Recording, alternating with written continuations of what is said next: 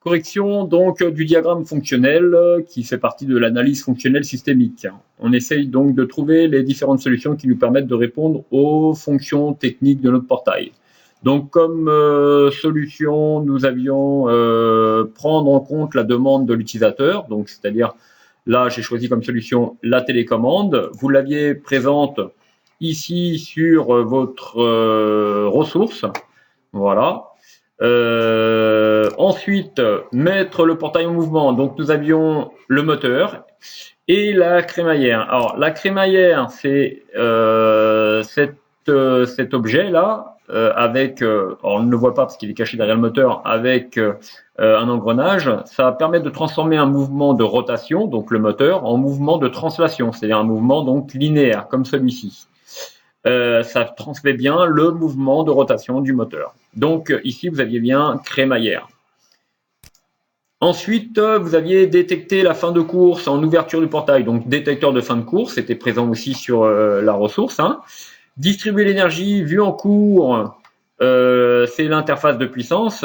Nous, on avait utilisé un relais de puissance. Voilà. Il y a différentes solutions. Là, c'est un terme générique hein, pour nous.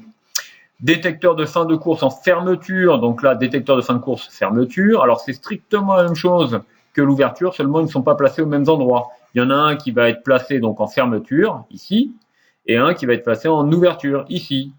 Voilà.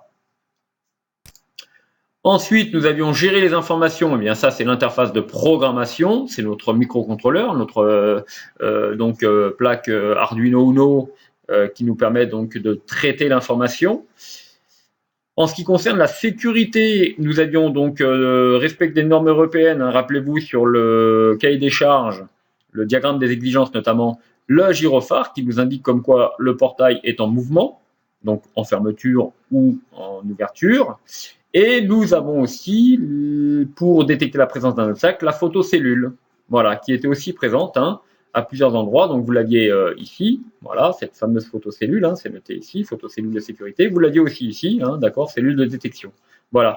Alors il y a aussi une autre protection qu'il peut y avoir sur les portails, c'est ce fameux profilet là, qui est donc un profilet de pression qui lui va sécuriser en fin de compte aussi l'ouverture et la fermeture lorsqu'il y a un objet présent devant.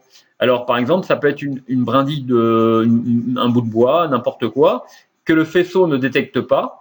Et là, c'est la pression lorsque le portail se ferme ou s'ouvre qui va déterminer si oui ou non il y a un obstacle. Voilà. Et à partir de là, soit il s'arrête, soit il s'ouvre, soit il reste en position. Voilà pour la correction. Encore une fois, généralement, pour trouver les solutions, on vous les donne. On vous donne des solutions. À vous après de savoir où vous devez les placer par rapport à la fonction technique. Dernière petite chose, la fonction technique, toujours un verbe à l'infinitif, d'accord. Et la solution, généralement, c'est un objet, un élément, un objet technique. Voilà, bonne correction.